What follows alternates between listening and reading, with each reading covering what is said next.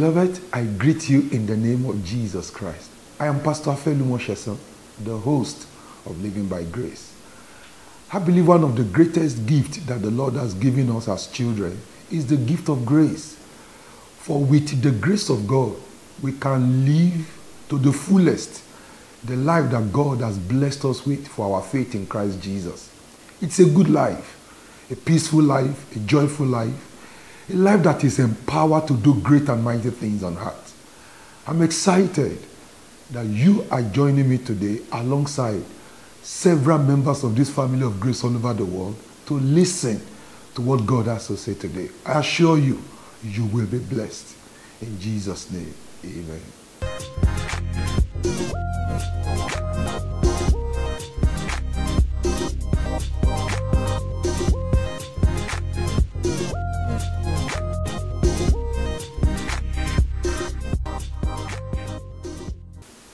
Welcome back.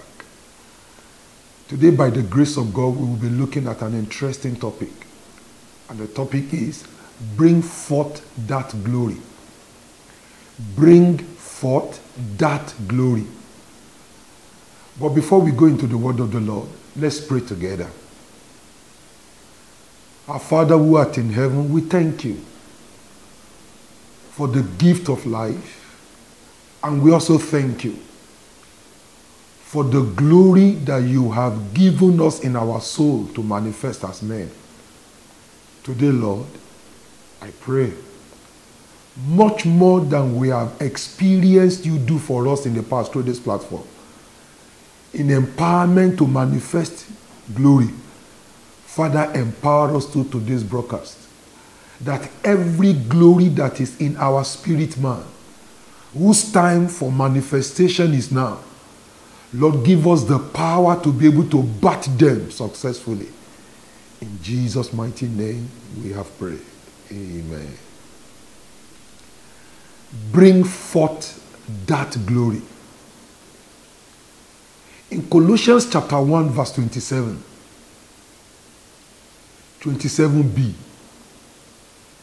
the word of the Lord came forth saying that the Christ in us is the glory of God. The Christ in us is the glory of God that is in our lives. So it says, Christ in you, the hope of glory. Successful manifestation, successful expression of the life of Christ is the key to glory. Christ in you is your hope for glory.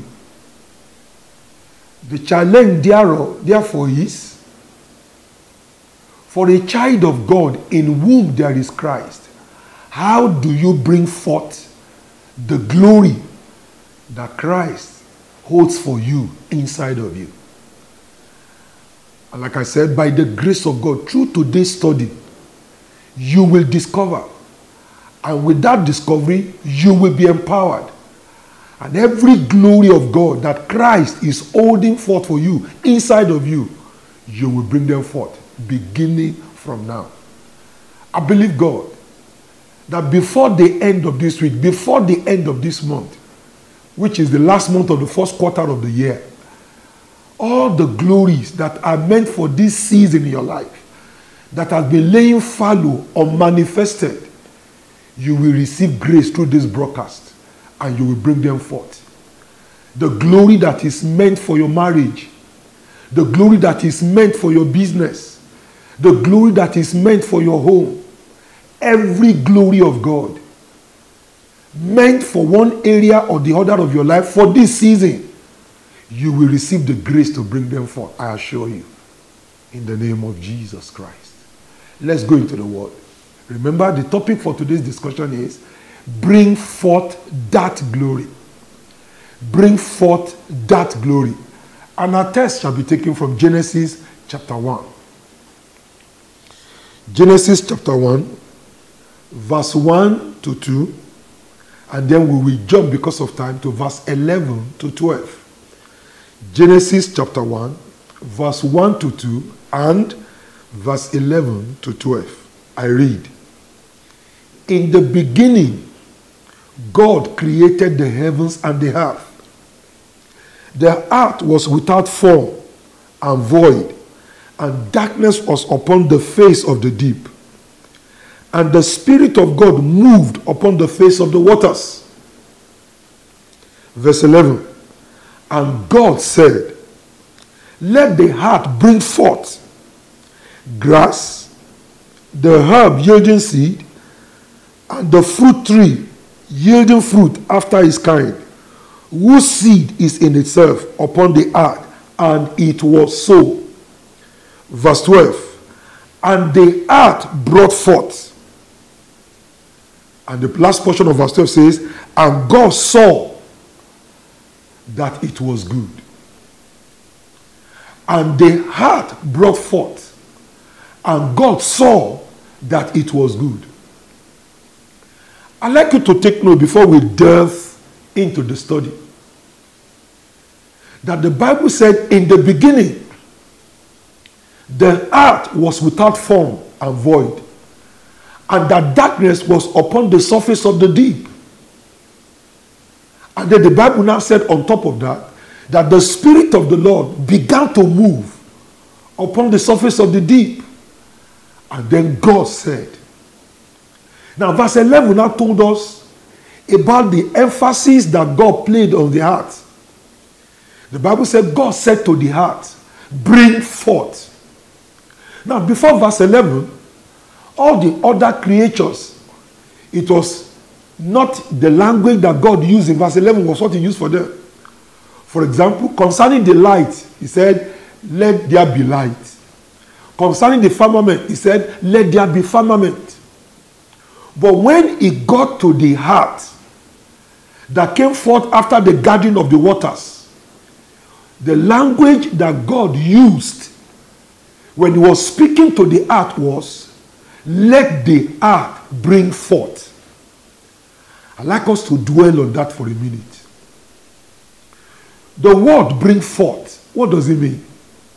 It presupposes that there is something inside of that earth that was not appearing.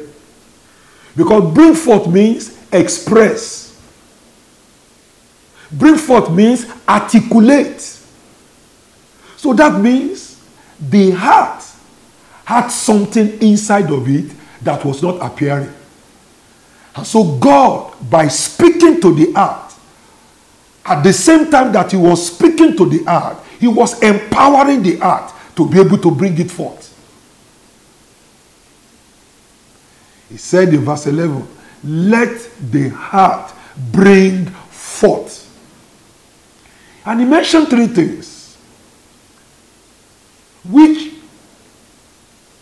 was already inside of the earth, but had no form of appearance.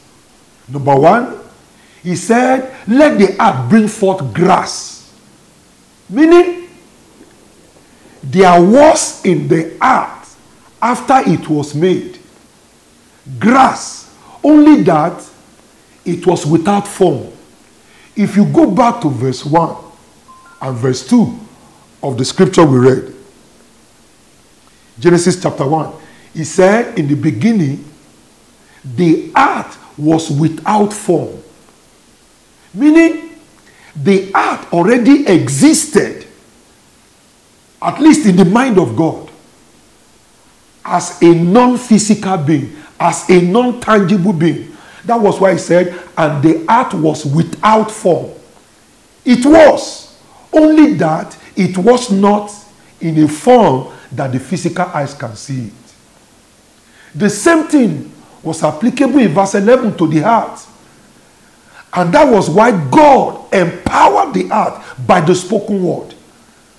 He gave it the power to bring forth in form that which existed in it as formless. You, my listener, and myself that is talking to you as children of the Lord, by the reason of our faith in Jesus according to the word of the Lord that can never lie, Christ is in us.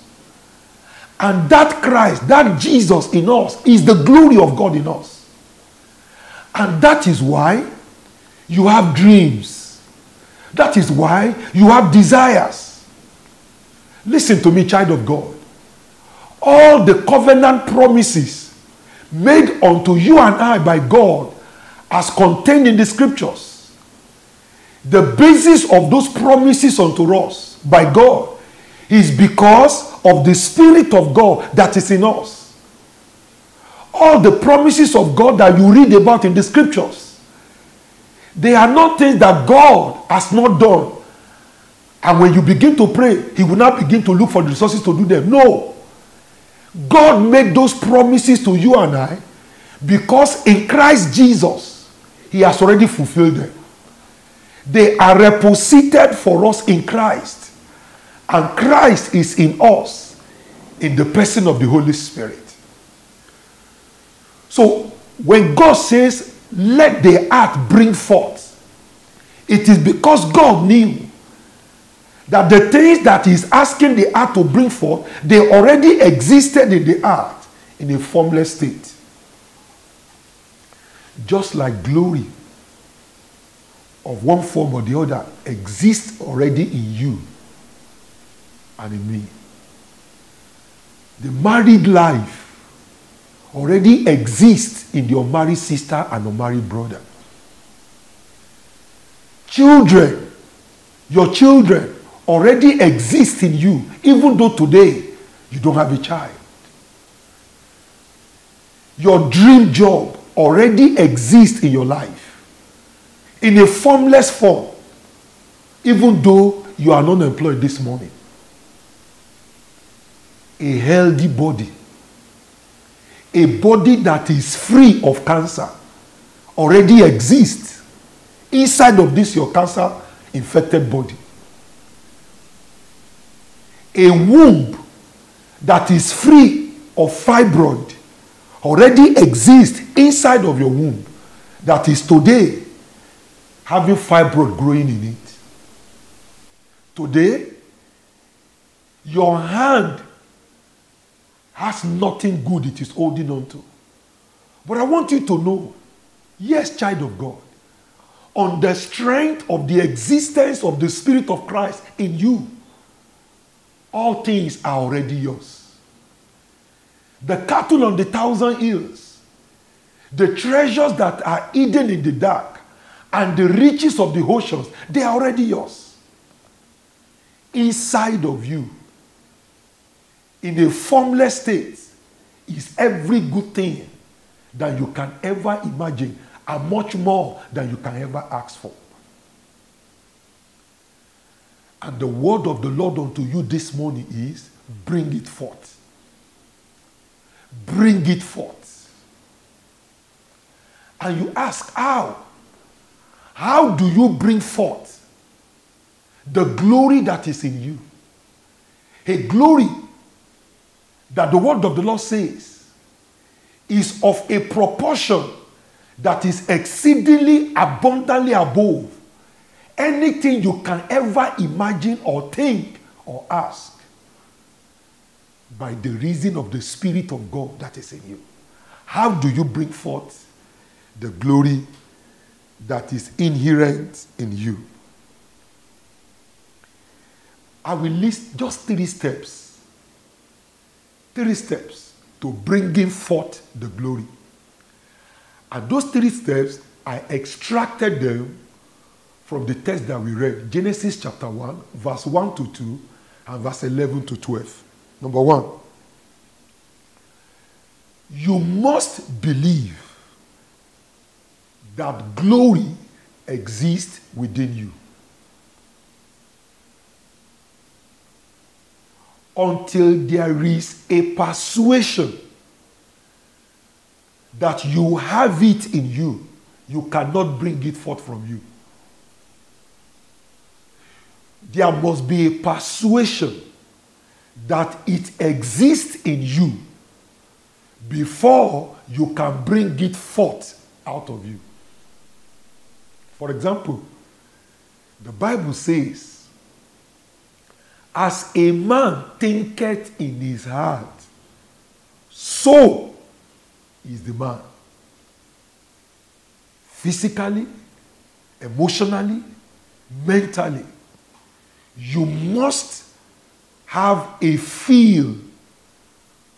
You must have a sense of the existence in you of that form of glory that you desire. If you are married now physically, you must be persuaded beyond every shadow of doubt that you are blessed with the married life. You already have it. For out of the abundance of the heart, cometh manifestation. You must believe that you have that glory inside of you. The Bible says, or Jesus said in the scripture, said, the word that I speak to you, the promises that I make to you, they are spirit being and they have life. To have life is to have being. To have life is to have existence. The words that I speak to you, the promises that I make to you, they are living things. They have life. Only that they are spiritual lives. So you must believe that in your spirit being, in your inner man, that glory already exists and is only waiting for a form. In Genesis chapter 1 verse 26, Genesis chapter 1 verse 26, the Bible records that God made man in his image and after his likeness. That man there, he's a spirit being. He had no form. And so in Genesis chapter 2 verse 7, Genesis chapter 2 verse 7, the Bible said God created a form out of the dust of the earth. God created a body, a form out of the dust of the earth. And after he finished creating that form, the Bible said he introduced the spiritual man into the form he created for him. And the spiritual man became a physical man, a living soul. You need to believe, beloved, that inside of this your body, inside of this your body, is that you of your dream. That you with your own family, with your spouse and your children. That you in the place of your dream. That you that is able to do the things that you dream to be able to do.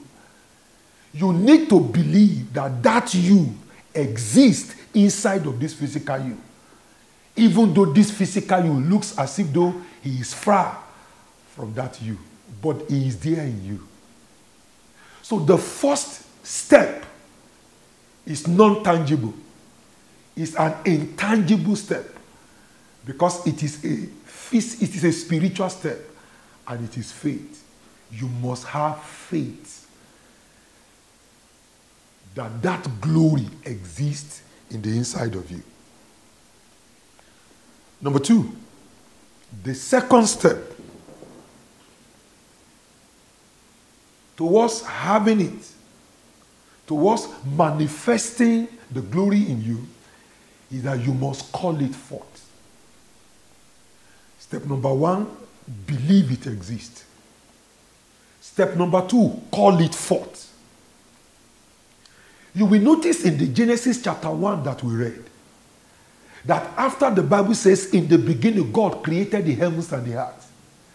And he told us that the earth, even though it had been created, had no form. The Bible said, verse 3, and God said, let there. He began to speak. Verse 11 said, God spoke to the earth to bring it forth. When you have believed that it exists in you, the currency of the Spirit for transisting spiritual reality into physical reality is the spoken word. You must call it forth. You must make out time on daily basis when you will begin to speak to that you that is inside of you and say to it, literally so, in the name of Jesus, I call forth, and you call your name. I call forth Shesan Felumon, that is doing this, that is in this place, that is able to do this. The Bible says, God said, let there be light. Meaning, let light be there. Let the earth bring forth this. Point number 2, you must call it forth. The Bible said, Jesus said to that blind man that came, be it unto you according to your faith. You must speak about yourself. You must speak to yourself according to what you believe about yourself. Number 3, finally, the third step. Step number 1, believe it exists in you. Step number 2, call it forth. Call it forth in words. Call it forth in thoughts. Call it forth in feelings. And then call it forth in choices. Under calling it forth. By the things you say, by the things you think, by the things you feel, and by the choices you are making. You are calling it forth. It's unfortunate that people call forth with their mouth and call against with their thought and their feeling and their choices. The 3 must be harmonized. What you say, what you think, what you feel, and the choices you make. The 4 must be harmonized. Now, the third requirement, if you notice in verse 2 of Genesis 1, it says, and there was darkness all over the surface of the deep, and the Spirit of God moved over it. The third step, after the first, which is believe, the second, call forth. Number 3 is that you must move against the forces of darkness that are against the manifestation of that glory inside of you. Believe me, child of God, there are forces of darkness that does not want to see the glory of God appear in your life. You must move against them. For example, you pray prayers like this: I come against the power of darkness, working against the manifestation of the glory of God that is within me. I repeat it. For example, this is how you can move against them. You pray, in the mighty name of Jesus, I come against the powers of darkness that are working against the manifestation of the glory of God that I desire and dream for, according to the promise of God unto me. When you do these 3, I'm assuring you, simply, if you do it wholeheartedly, the glory of God that is in your soul shall come forth. Let's summarize. There is glory in you. Colossians 1:27. The mind of God for putting it in you is for you to bring it forth, to bless your life and to bless the life of people around you. That's why I said the earnest expectations of creation, they are waiting for your manifestation. How do you bring this glory out? Number 1, believe that it exists in you.